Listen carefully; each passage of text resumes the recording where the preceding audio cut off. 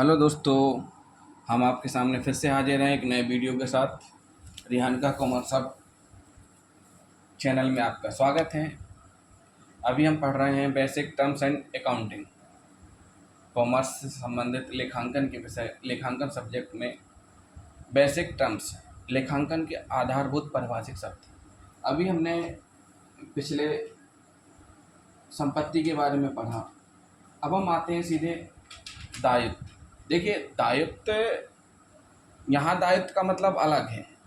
एक होती है रिस्पॉन्सिबिलिटी, जिम्मेदारी, वो भी एक दायित्व होता है परिवार के प्रति, बड़े होने के नाते, छोटे होने के नाते।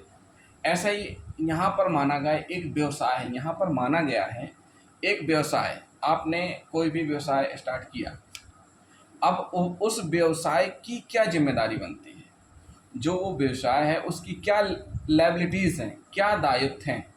अब आप यहाँ पर थोड़ा सा अपने आप को आप चेंज करिए। अभी तक हम क्या देख रहे थे कि हम व्यवसाय के स्वामी हैं, हमने व्यापार प्रारंभ किया, व्यापार में रुपए लगाए, संपत्ति खरीदी, पूंजी बनी। अब हम यहाँ थोड़ा अलग हट के आ रहे हैं। अलग हट के कैसे कि थोड़ा सा आपको समझना पड़ेगा। यहाँ ये जो दायित्व है, ये ना मालिक का दायित्व है, ओनली व्यवसाय का दायित्व है। अब बात आती व्यवसाय का दायित्व कैसे होगा। मान लीजिए एक कोई व्यवसाय है, हीरो होंडा कंपनी है, मारुति सुजुकी कंपनी है। उस कंपनी की जिम्मेदारी बनती है, एक हिसाब से देखा जाए उस फर्म की जिम्मेदारी बनती है कि उस कंपनी में या उस व्यवसाय में जितने लोगों ने इन्वेस्टमेंट किया है उन सब का पेमेंट यानी रुपए वापसी होनी चाहिए। क्योंकि बिजनेस में सबसे ज़्यादा रिस्क इसी बात का होता है। एक हिसाब से बिजनेस बहुत रिस्की है, सक्सेस भी हो सकता है और सक्सेस नहीं भी हो सकता है। तो यहाँ हम दायित्व के बारे में पढ़ेंगे। दायित्व का मतलब होता है ऋण। व्यवसाय जो होता है अपने आप में कुछ नहीं होता है। व्यवसाय करता कौन है? व्यवसाय अकेले एक व्यक्ति नहीं करता है। व्यवसाय स्वामी भी होता है, लेकिन व्यवसाय का स्वामी अकेले सब कुछ नहीं होता है। अन्य व्यक्ति भी होते हैं। अन्य व्यक्ति होते हैं यानी कि जो उस व्यवसाय में रुपए इन्वेस्ट करते हैं। जो व्यक्ति ऋण देते हैं, हम व्यवसाय होता है, व्यवसाय में माल भी उधार लिया जाता है। हमेशा अगर हम सोचें कि हम नगदी व्यवसाय करेंगे, नगदी व्यवसाय होगा तो नगद कभी नहीं होता है। आपको उधार देना पड़ेगा तो उधार लेना पड़ेगा। व्यवसाय भी कहीं ना कहीं भरोसे पर चलता है, आपको ट्रस्ट तो करना पड़ेगा। अगर आपकी इमेज, गुडविल, ट्रस्ट अच्छा है तो आपको आसानी से उधार मिलेगा और आपका काम भी होगा। बैंक भी आ जाते हैं, कुछ व्यय भी हो जाते हैं। तो सीधी सी बात है, दायित्व का मतलब ये है कि एक व्यवसाय है, व्यवसाय में इतने लोगों ने कुछ ना कुछ लगाया है। स्वामी ने, अन्य व्यक्तियों ने, ऋण देने वालों ने, माल देने वालों ने, बैंक ने, कुछ अन्य, इन सब ने कुछ ना कुछ व्यवसाय को लगाया, यानी कि व्यवसाय इन सब का ऋणी है। व्यवसाय क्या है? ये व्यवसाय जो है इन सब का ऋणी हो गया। अब व्यवसाय को क्या करना है? ऋणी का काम क्या होता है? ऋण वापस करना।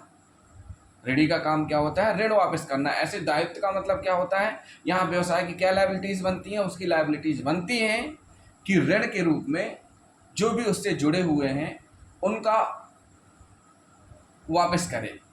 जो भी उनका है, मुद्रा या जो भी पूंजी है, उनको वापस करें। वापस कैसे होगा वो हम आगे बताएंगे। अब देखिए, आपको ये क्लियर हुआ दायित्व। दायित्व हमें यहाँ व्यवसाय को लेकर के पढ़ना है। अब आगे बढ़ते हैं। ये जो दायित्व है, इनको दायित्व दो हिस्सों में बांटा, आंतरिक और बाह्य। आंतरिक में आ गया स्वामी के प्रति दायित्व या पूंजी। कह सकते हैं व्यवसाय में जो भी स्वामी अपनी पूंजी लगा करके व्यवसाय प्रारंभ करता है तो उस बिजनेस की जिम्मेदारी होती है कि स्वामी की पूंजी तो कम से कम वापस आ जाए। लाभ हो वो बात अलग है, अगर लाभ नहीं हो रहा है तो हानि भी ना हो। तो सबसे पहले आंतरिक रूप से किसके प्रति जिम्मेदार है? व्यवसाय स्वामी के प्रति। अब बात आती बाह्य, यानी बाहरी रूप से। बाहरी रूप से यानी व्यवसाय के अलावा बाहरी रूप से आ जाएगा माल के लिए लेनदार। मतलब माल जिनसे लिया है, यानी व्यवसाय में उधार लेकर के माल लगाया गया है।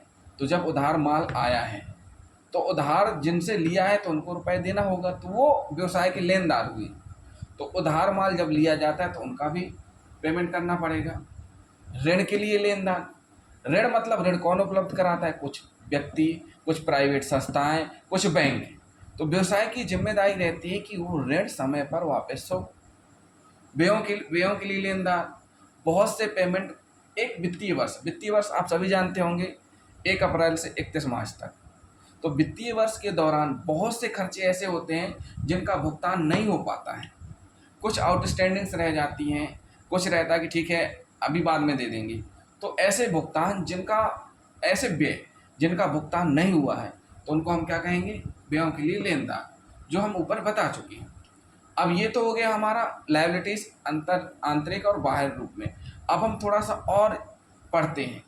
ये जो लायबिलिटीज हैं ये इनको थोड़ा सा और आगे चल के पढ़ते हैं। देखने में आता है ये होती है एक गैर चालू, नॉन करेंट, यानी लॉन्ग टर्म और फिक्स। देखिए दायित्व तो मतलब एक हिसाब से उधार लेना हुआ, आप रेडी हो रहे हैं, व्यवसाय रेडी है। दूसरा है करंट लायबिलिटीज, तीसरा है कॉन्टीजेंट लायबिलिटीज। तो पहले हम पढ़ते हैं गैर चालू दायित्व यानी नॉन करेंट, लॉन्ग टर्म और फिक्स्ड। देखिए ऐसे ये दायित्व हैं, ऐसे ऋण हैं जिनका 1 वर्ष से अधिक समय बाद भुगतान किया जाना है। मतलब इनका भुगतान व्यवसाय के द्वारा, जो व्यवसाय है, देखिए व्यवसाय में जो भी चलता है उसमें हर चीज़ का रिकॉर्ड रखा जाता है। तो व्यवसाय ने ऐसे कितने लोन ले रखे हैं जो 1 वर्ष से अधिक समय बाद भुगतान होने हैं।